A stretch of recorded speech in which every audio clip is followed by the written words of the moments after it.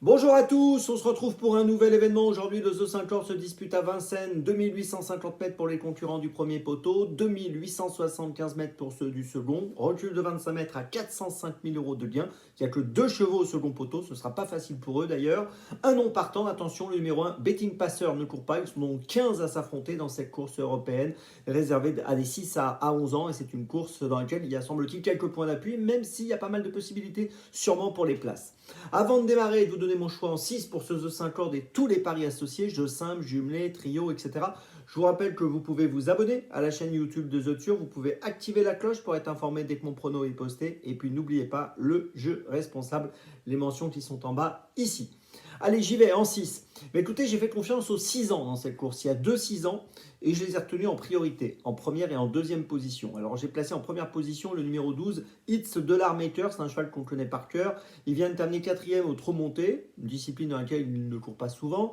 Mais c'était bien quand même dans le prix Billy Billy. Mais surtout, moi ce que je retiens, c'est sa très bonne 3e place dans le prix de Chenonceau qui a eu lieu au mois de décembre. Très bonne performance ce jour-là. Et puis si on prend la globalité de son palmarès, 26 courses courues, 12 victoires, il a beaucoup d'atouts. Il est déféré des 4, associé à Eric Raffin.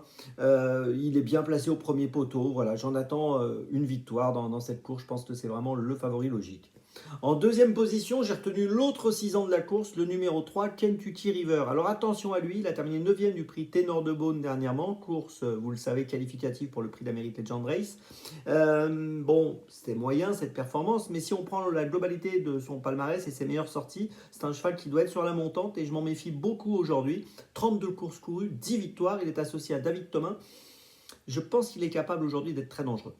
En troisième position, j'ai retenu le numéro 6, Avedream, qui a terminé 2e du prix Michel Toury le 16 décembre, 3e du prix de Cossé le Vivien le 19 novembre. Si on prend ses 10 dernières courses, il a fini 6 fois dans les 3.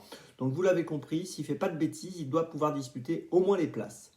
En 4e position, j'ai retenu le numéro 4, Pinto Bob. Alors c'est un cheval qui est maintenant âgé de 9 ans. Il a bien couru dernièrement dans le prix de Bar-le-Duc. Il a fini 6e. Il n'a pas été très chanceux. En plus, il aurait pu finir plus près. Il a déjà gagné à Vincennes. Je trouve que c'est amusant de le garder dans les 6. En 5e position, j'ai retenu le numéro 2, Hacker Lover. Alors c'est un cheval que j'aurais pu placer même un peu plus haut, qui a été absent entre novembre 2022 et novembre 2023, donc un an d'absence. Il a fini 7e pour sa rentrée à Graines. Et puis dans la foulée, il a couru 3 fois. Premier, deuxième, donc vraiment parfait. Les 3 courses à Vincennes sur 2007, 2850 et 2007. Ici, il évolue sur 2850, donc tout va bien.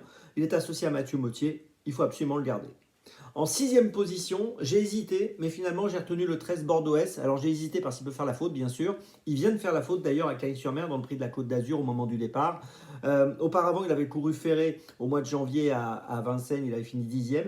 Mais si on revient encore un peu avant, on retrouve un succès à Cagnes-sur-Mer, le Grand Prix de Noël pour lui au mois de décembre, en étant déféré des 4. Il sera déféré des 4 aujourd'hui. Il a déjà bien fait à Vincennes, bien sûr. S'il ne fait pas de faute, il va faire l'arrivée. Maintenant, voilà, c'est la question. Sera-t-il sage?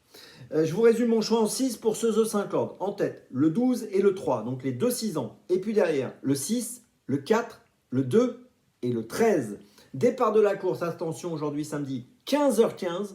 On se retrouve maintenant demain pour Vincennes. Et d'ici là, avec The Turf, ça va aller.